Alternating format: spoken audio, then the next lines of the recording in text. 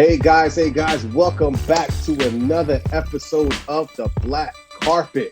Today I have a very special guest, man. I'm so happy to have this guy on. We speak in private. I met him over a year ago, and every time we speak is nothing but encouragement and insightfulness. And after learning about him, I see where he gets it from. I want to welcome onto the Black Carpet today, Mr. Charles Choo Smith. How you? Hey, where you stay, Big DJ Genesis? When you up? What's up, babe? We on a black carpet. What's up with the red carpet? You had to change it up. I had to change it up. We always got the red carpet. That's been done. We doing the black carpet now. Oh my! Hey, original, authentic, and organic. I love it. I love it. This is where we do it. So today on the black carpet, we got Charles Choo Smith, Harlem Globetrotter. He's a part of the retired, is it the National Basketball Retired Players Association, I'm sorry. And of course, Choo Smith Youth Empowerment, the creator. Oh man, a lot going on with you, brother. How are you doing, man? Oh, I'm doing good, DJ Genesis. I appreciate you, man. I gotta always throw the DJ in there because it's specialized greatness. You know what I'm saying? That, man, I appreciate that. Just to give them a little background of how we met, man. I was able to have a bit of a gig over there when you guys came down with the Young Three and the Big Three when you guys came to Miami, and I was able to DJ for you guys, and we just hit it off, man. The energy was crazy. Oh yes. The things I was dropping, and since then we've been clicking, man. So how did you get involved with the Big Three and the Young Three? How did that start?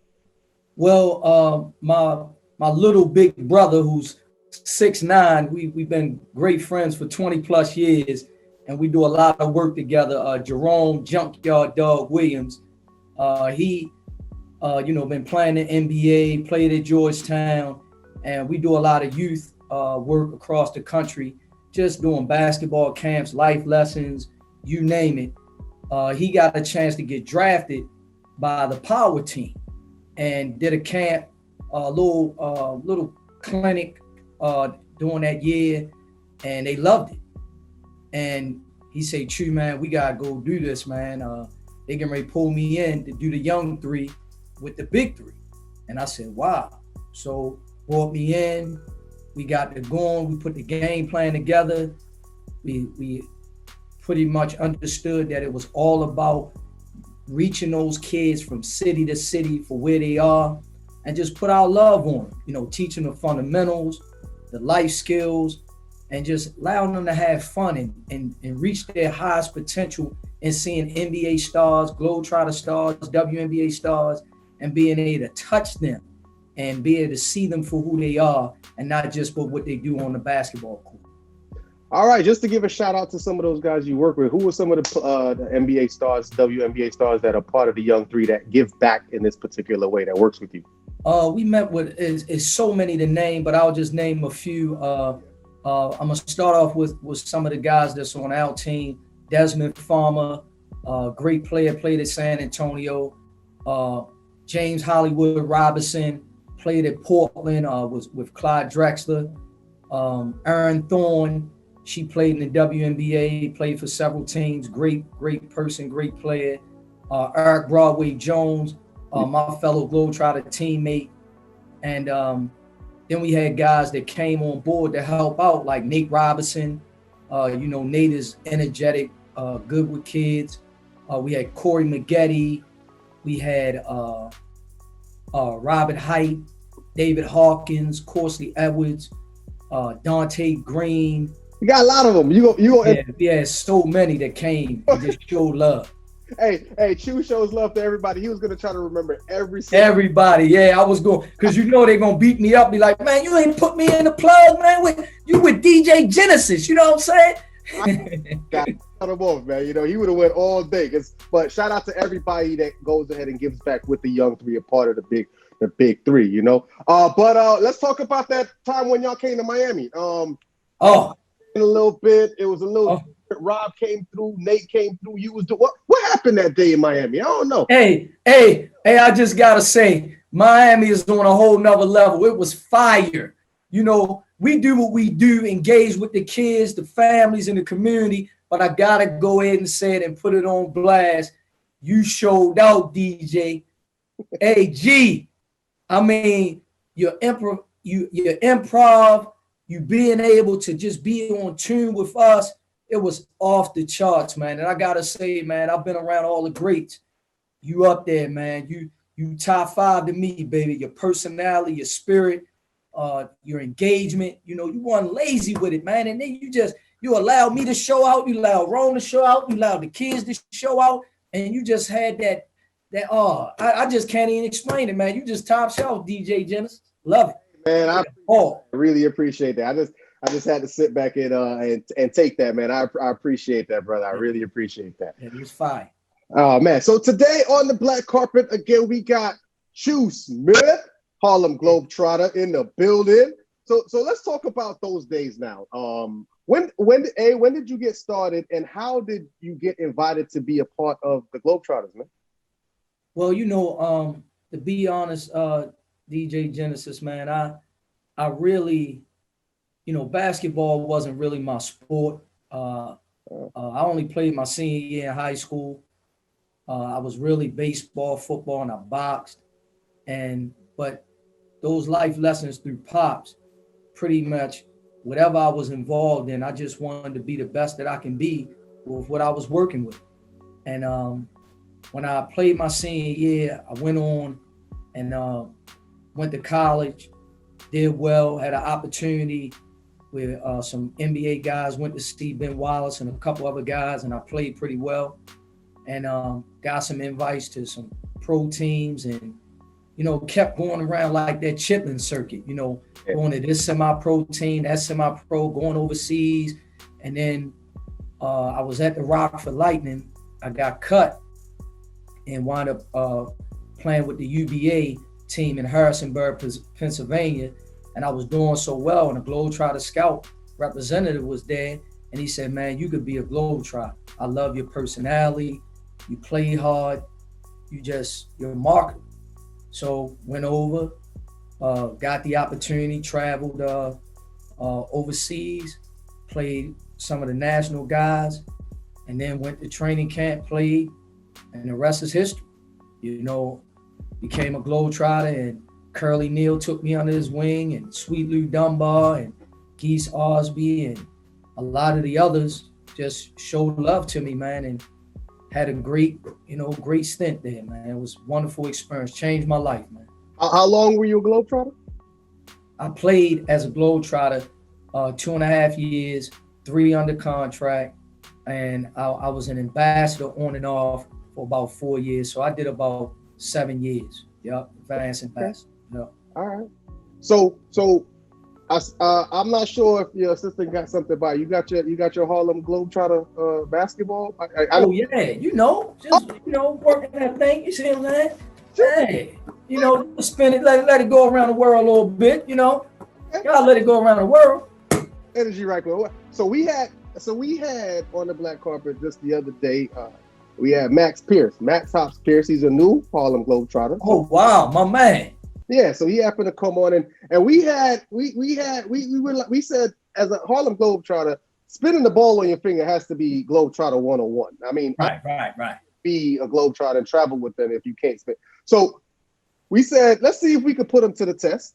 And we said if he could spin the ball while we asked the question, that'd be pretty cool. I think the fans would think that you guys can do that. So he wasn't able to do the whole thing he started off. He kind of fumbled the ball a little bit, but he did good. But I want to see if the OG. You can put the pressure. I ain't even been handling this thing for a while, But I'm gonna work it out. Man. I gotta represent for the OGs. I hear it's like riding a bike. I don't know. So I'm gonna ask you just a simple question, nothing too hard, and I want to see while you answer the question. I want to see if you spin the ball. Cue the music. Here it goes. All right. You ready, Choo? Yes, sir. 2, 3. Run your feet. Spin it. All right. The question is, Curly Neal was so impressive. He's probably the most famous Globetrotter. What was his influence to you? And I see a lot of him in you. What do you say about Curly Neal? Give me a Curly Neal story. Well, Curly Neal was a mentor. He showcased a lot of skills and abilities for me with me. He was phenomenal in his ability to connect with the family, the community. He taught me everything. Taught me to slide dribble, taught me how to be engaged with the community. He taught me how to love people. He taught me all of that. I did my best. I hung in there a little bit. Cause I ain't want to keep spinning it like that, because that'll be messed up on the thing. But I held in there a little bit, baby. All right, family. Like I told you guys, man, it's so great to be on the black carpet here with Charles Choo Smith, Globetrotter extraordinaire, been around the world doing amazing things. But in this new era, I see that the Globetrotters has taken to it, and there's a lot of there's some female Globetrotters that are part of the organization. They're part of the brand now. Can you say how important that is to the brand that you guys bring on these amazing female athletes to be a part of the organization? Well, I think it's phenomenal. You know, around 30 plus years ago, they brought on the first one, the great Lynette Woodard, just a Hall of Famer, phenomenal player, but more important, just an outstanding individual. And when you can bring that elegance and that grace and the ability to empower your young women, I just think it's phenomenal. You know, I have two daughters, and being though I have two daughters, I always get them to understand, like, you're great, you're phenomenal, and you can do anything you put your mind to. So one of the Globetrotters that I've been able to see in these later years is doing well, and I'm just so excited. She's a great role model. It's TNT. Her way of doing things, she's a family woman. You know, she loves her child, loves her kids. She engaged with the community, and she empowers other young women when she brings them on the court via camps or just seeing out here doing a slide dribble. I mean, she does that slide dribble like Curly Neal and like I did. And she come pop back up and do her thing. And she can flat out play, and she can do it at a high level. And she knows the game fundamentally. I just think it's good because it builds self-esteem, it builds confidence, and you're part of a 90-year legacy. Yeah. And you know, we got to celebrate and uplift our women. So I just think it's phenomenal for her and the many other women that have been a part of this prestigious organization over 90 years. So I love it. Great jobs. I mean, shout out. Obviously, you said Lynette, Ace Johnson, Hoops Green, Swish Young. Yeah, Hoops. Hoops, nice. Yes. Buttermere, you know what I'm saying? All of those girls, all of those ladies, you want to say big shout out to you. Big up. Proud of them. So obviously, even these females, I've noticed it while researching you guys, everybody got a nickname. Is that something that you guys are given? How are you given these nicknames? Is it something about your natural ability? And who gives you these nicknames? So with my situation was kind of different. I kind of came in with the nickname Choo, and it kind of fit me, and everybody was good with it. I did have some semi nicknames. They called me Baby Powder because I slid. I always had baby powder so I could slide real far on the floor when I do my dribble. Then they called me Dribbling Sensation. You probably heard that on a video when on, you know, Dribbling Sensation, Choo Smith, you know, Charles Smith. Yeah. So I've had, you know, multiple names, but what happens is when you go to training camp, Manny Jackson, who was our owner, he would kind of give you a nickname based on your play, your character, and something that stands out with you as you be a Globetrotter. So it's remarkable. Out of all of the names, I know there's many Globetrotters that come and went. We know those of like Meadowlark Lemon and of course Lee Neal, and we know. So what are some of those that we might not know? Some of those nicknames you probably know that stand out to you that probably the public might not be familiar with. Broadway, I think that's a hot nickname. That's my man, you know, one of my best friends. You know, he's a New Yorker, so they called him Broadway. I thought that was hot. Smoke, called my man Elmer Martin Smokey. I thought that was good. Who else? Well, you probably heard of Sweet Lou Dunbar. Sweet Lou is just, I just think that is just fire, you know, because he come and he got that smooth way about himself. Let me see who else. Flight Time. I thought that was a good name. Flight Time, he played 20 years, but Flight could really go. He came in with me and he lasted the test of time, but Flight could dribble, he could do everything, and maybe one more, I'll say Memphis. I thought that was he was named after the city he was from. Okay, that's what I found. I was like, Memphis. So. Yeah, they call him Memphis. You know what I'm saying? So, those names, they're iconic. It's so many, as you can see, they name you based on your character, how you connect with the fans, how you connect with, and what you specialize in. Like, we had somebody called Super J because he had a jumper where he never missed. Had somebody called The Shot, won the shot version because he never missed, Then you have to live up to these nicknames, right? Oh, you got to live up to them. You got to live up to them. Got to live up to them. Pressure bust pipe. So you know what it do to the skin. I could imagine, because you guys obviously expected to come in and win and do a show and obviously be very good, pretty much. You got pretty much, this is what you guys are expected to do. So shout out to those guys for keeping up to the nickname as they went around the circuit, So that must be pretty amazing, man. Well, not to go belabor the point, but one of the things about the Globetrotters a lot of people don't understand is the practice. We're considered wizards. We're considered magicians, and we don't make mistakes. So we have to practice and perfect our craft at the highest level. If we don't, they send us home. Yeah, you get cut. I was wondering about that because it seemed like the show is very polished, and to come out and know exactly where everybody's going to be, and then the circuits are so long, those practice sessions must be very, very, very serious and very demanding. Very serious, detail-oriented, and demanding. And then you got other people that's vying to take your spot.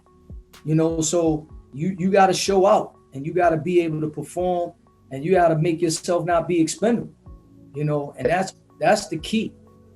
You hear that, Globetrotters, or those that want to be Globetrotters? It's the OG talking.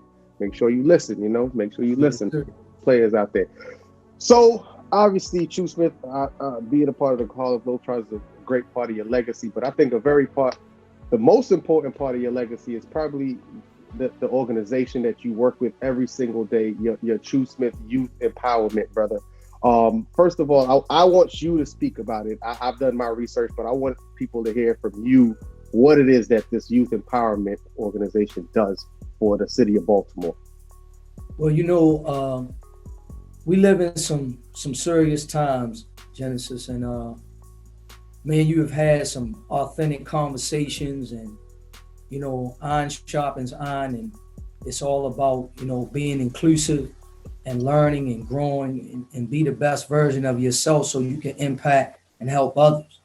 I'm so grateful and indebted for the platform that the Globetrotters has given me because I got a chance to see goodwill, where you're going to help people change their outlook on life by putting smiles on their face and by being engaging and being authentic and being loved, being a person of love.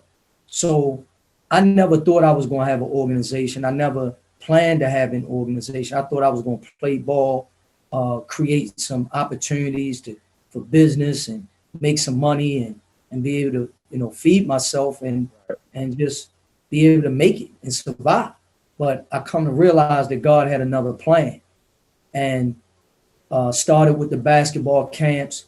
People were blown away about the professionalism of our camps, how detail oriented it was, how it was in place, the infrastructure. And I didn't realize that I was just doing what the Globetrotters and my dad taught me. And what was happening, people were like, I want to come here. I want to come here. So it grew from 40 to over thousands of kids and over 15-year span. And all we do is love on the children. We give them truth, and we talk to them and meet them where they are. And we use this basketball here as a tool to draw them in, because basketball brings people together, puts smiles on people's faces. You see the authenticity of athleticism and pure raw skill and competition, and you name it. You learn a lot about yourself through the sport. And what we try to get them to understand is we want you to be a good leader, a great listener, a person that that's had the willingness to want to be a good teammate, that's going to make other people better, that's going to be selfless, that's going to have work ethic off the charts, that's going to be disciplined, transparent, and then going to pay respect to those that did it before them, and then pave the way in transition to help someone along so they can get there and compete, and we use the life lessons with conflict resolution, the etiquette, how to interview, how to hold the door open for someone, how to listen and look in my eyes when they're talking, financial literacy. Every life lesson there is, we started doing that and incorporating that in our program, and it just started taking a life of its own. And the biggest thing is do it in love and do it in a way that we're empowering and we're encouraging people. And we're just excited, man. We're just glad and just grateful that God has chose me to be able to touch our young people and families. I think what you're doing in Baltimore is so amazing, and for the young people, because I think when we get older, mentors. I had a conversation with you. Mentoring is so important, and having someone that you can look up to guide you in the right way. A part of what is about you guys is we motivate, inspire, expose their great minds, and as well provide tools and guidance for living a healthy lifestyle. I mean, that in itself is just a microcosm of what's so important in instilling in someone, just to have them be a solid human being and good in society. But you know something about this work that I realized, it keeps me understanding who I am. And what do I mean? Like, young people, they hold you at a whole nother standard, and they evaluate you, and you learn from them because they're really pure souls. So not only am I teaching them some things, but they also teaching me, and being open to understand, like, wow, I'm out of line. I'm not in order. I gotta get myself together, because there's certain things that they don't mean nothing by, but they giving you their truth, and they also speaking on what they see in us. So it's an accountability on both sides that people don't understand. I don't like to live my life in a way, and this is what I try to teach the organization, and I try to live myself, is don't do as I say and not as I do. The biggest thing for us when we in these positions is hold ourselves accountable. Sometimes I'm going to make mistakes, man. And sometimes I'm not going to do the right thing that you may think I should do, or I may see things or misunderstand where you're coming from. But all you got to do is have a conversation with me instead of getting mad, or instead of going and resenting and keeping it all in. We try to teach kids, explain yourself, communicate, share, open, challenge, but do it in a respectful way. Because I'm all ears, because I want to improve and I want to be a better person myself. So that's why it works with the children here in Baltimore and what we're doing. And kids just want to know you love them, man. That's all it is. You are part of the NBRP, the National Basketball Retired Players Association, and I think that's an amazing, because that particular organization has so many great basketball players in there, from Dr. J, Kareem Abdul-Jabbar, and obviously the likes of yourself. So when you go back to this particular these annual festivities, is it jaw-dropping? Tell me about that experience and how it is to be a part of that group. So for me, because I'm a historian and I'm someone that understands that without those guys that paved the way, there is no Choo. As simple as that. So when you talk about Dr. J, Kareem, and all those guys, it's just phenomenal to just be able to be in front of them, and they know you, and then they talk to you, and they just give you stories, and they give you encouragement, and they tell you their wisdom and their knowledge. And I'm sorry. Yeah, I sit there for 6 hours just listening to them, and they tell me stories and tell me what I need to look at and how I need to do certain things. And see, I was on a task force with them, and I do a lot, and probably not this term, but next term, I'm probably going to be on the board. And it's something that, it's just that work, man. And one of the things we try to do with the retired players, and it's that transition from the lights. So you know when you playing, it's that rush. It's that everybody knows you. Everybody wants to touch you. But then when you retire, don't nobody know you no more, not unless you LeBron or you Michael Jordan. People forget. They be like, oh, that's right, you Penny Hardaway. You know, but it's like, wow, Lee, when Penny Hardaway was it's like, how you gonna forget about Penny Hardaway? You know, but you forget about him because it's almost like the absence, you know, when out of sight, out of mind, you know, and these exactly. And then it's the next generation. So we try to help them with that transition, with their mental health, because, you know, it can play on you, you know what I'm saying? And then being able, you've been doing basketball your whole life, and some of you got your degree, some of you didn't. And then your only skill was probably basketball. So you don't have the ability to be a TV analyst. You ain't got the ability to go into marketing or radio or coaching. So now it's like, what do I do? So we try to help the transition athlete with that transition readiness piece, to be able to make that transition from your late 30s, early 40s, going into the second phase of your life. And I think it's a phenomenal thing. A lot of programs that's involved. And then we get together on All-Star Weekend. We get together at the Legends Conference. We get together with other little full court press events.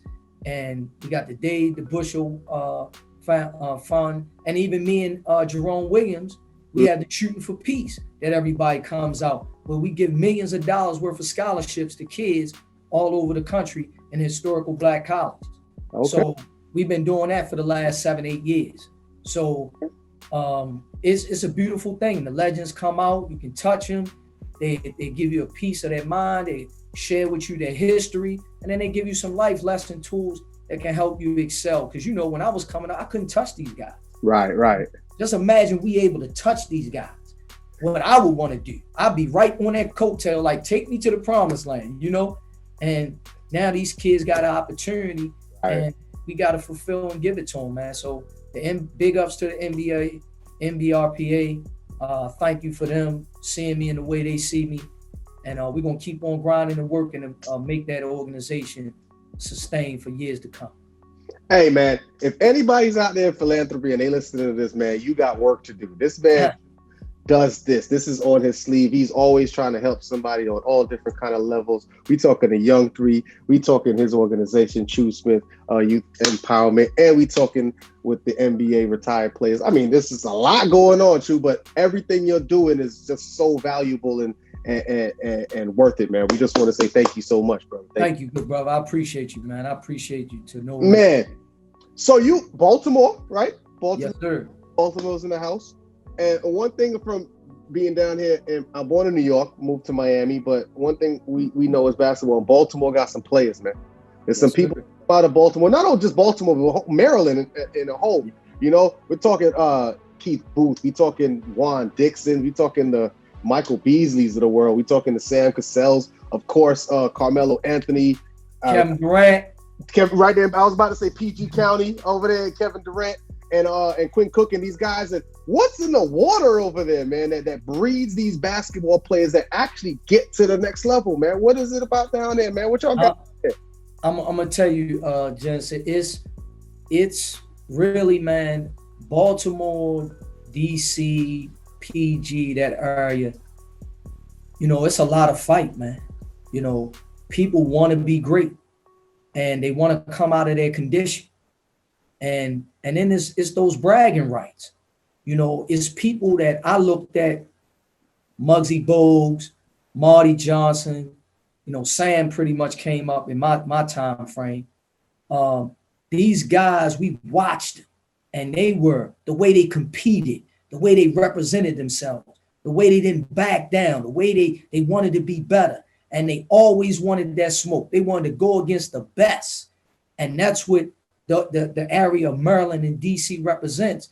You know, you don't just have your family on your chest. You have a whole city, then you have a whole state, and you have a whole DMV area that when one wins, we all win. And it's prideful. You know, it's, man, I can't lose, I can't go home, and I can't let nobody get ahead of me. And I'm telling you, you have no. I'm gonna be honest. My hardest wars was not pro basketball, not Globetrotter. My hardest wars was here. I knew that if I compete against these guys and I make a name for myself here, can't nobody, I'm good out there. And the truth of the matter, it became easy because I've been through these wars. I've been through that trepidation and that them shortfalls and the negativity and people doubting you and questioning you and throwing you aside. If you can come out of this area, you Teflon anywhere else. Whew, all right. You heard it from Choo Smith, so I'm gonna put him on. I'm gonna see if I can get some truth out of him. Now they always saying that New York is the mecca of basketball. That's where it has come from, man. So I don't know. What do you have to say about that? Does Baltimore really have that crowd? They just don't got the shine, or is New York the mecca? I'm asking you, Choo. No. Hey, and I go to over the last 20 years. I've been buried in New York. So I think I can speak to it. I can speak to it. Now, first of all, let me go on record to say to you, New York is the mecca. Okay. Okay. It's the mecca of basketball. That's not even mess around with that. That's not even, and anybody that's in their mind to not say that, they crazy. All right. I just wanted to get on. Flat out. Let's get that right there. All right. Now I'm getting ready to go into the meat and potatoes of it though. Okay. So when you look at Mecca, you got Brooklyn, you got the Bronx, you got Queens, you got Harlem, you got Mount Vernon, you got Long Island, and you got upstate, right? Now you got all these guys, all they do is eat, sleep, and drink basketball. Then on top of that, you got legends that have played through there that didn't even make it to the highest level, was just as good as the guys that's in the NBA. Mm-hmm. Thirdly, it's a basketball court in every area in New York, and they're playing in the winter, summer, spring, and fall. They will shovel that snow, and they'll be playing all day, every day. They play ball and play leagues all day. True. Now, Baltimore, I gotta say, we're tough as nails.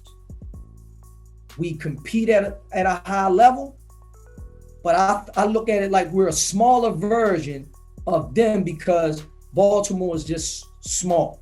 Okay. But I bring kids up there. I played in New York, and they always like, wow, man, a lot of respect for y'all. Okay. Y'all play hard. So I think New York will look at us and Chicago and a little bit of Philly as right there with them. Okay. All right, Choo, right now you're talking Maryland basketball. I want you to give me your top 5 Maryland basketball players that came out of Maryland, bro. Give me your top. You gonna do that? Man. This is the you talking about top 5 all time? Brother. Oh, hey man. Hey, this is the black carpet. This is where this Ooh, you put me on Front Street. You've been in the game for a long time. I'm gonna take it easy on you. Let me just give me your 5 that have influenced you. How about that? I'll make No. Can I get a double? Can I give you my top 5 and my top 5 influences? Okay, I'll take both. Of course. You take both? All right. So let me go with my top 5 influences first. Okay. All right. Len Bias. Ooh. All right. Big name. Muggsy Bogues. Another big name. Marty Johnson. Okay. You probably don't know this guy, but he was Mike Brown. Okay. He played on that Muggsy team, that Dunbar team that was considered the greatest high school team ever. Muggsy, Reggie Williams, Reggie Lewis, all them. Yeah, all them boys, yeah. All them boys. And Kevin Speaks. Okay. Oh, and I gotta say Kevin Speaks / Lyndon DeBella Black. Okay. All right. They my top influencers. All right. Mm-hmm. Now, my top 5 ball players, no particular order. No, order, no order. Five. To five, just top five, because I know it's a lot, but I just want the top five. Kevin Durant. Okay. Carmelo Anthony. Sam Cassell. Len Bias.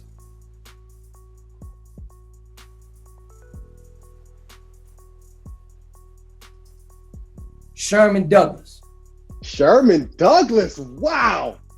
Sherman Douglas was a solid Miami Heat player, man. He came down. We love Sherman Douglas from the beginning, the old days of the Heat, man. Sherman, you said that name, boy. That flashed me back to those days in the.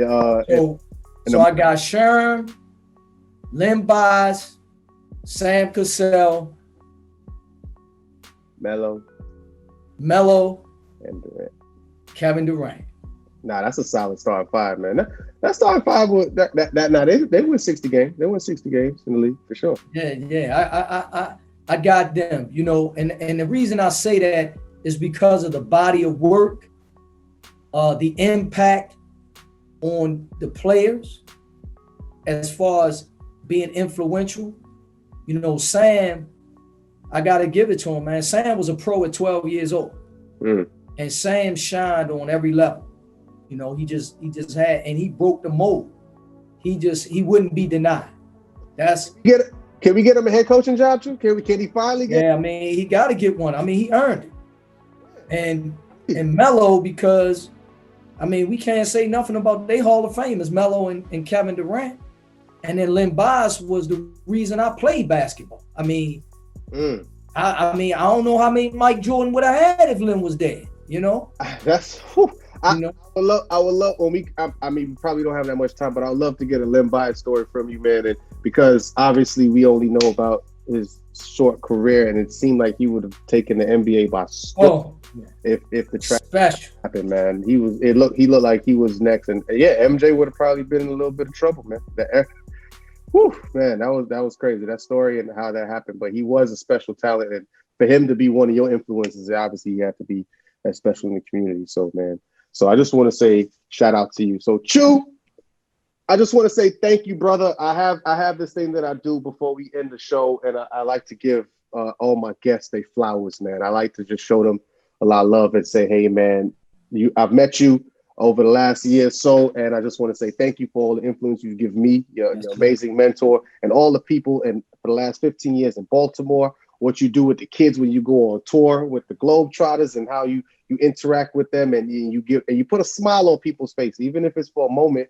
There's a moment that they'll always remember, and I think that's very important, and I think we should tell each other those things. So I just want to say big shout out to you. Yeah, thank you, man. And I want to go kudos back to you, man. I just want to thank you for thinking of me the way you do, allowing me to be in your personal space, because relationships are earned, man. They're not given. You're a phenomenal guy. You have a great and amazing gift. But what separates you from the rest is who you are inside. And I just thank you, man, for putting me on your show. We're gonna lift up in prayer, Black Carpet. We're gonna rise that thing up to the promised land. And let's keep building it, keep it, digging it up. Black Carpet, what's up? DJ Genesis. Bring it in, son. Where you at with that thing? Hey, what you doing with that thing, son? Hey, let's roll that thing around a little bit. Hey.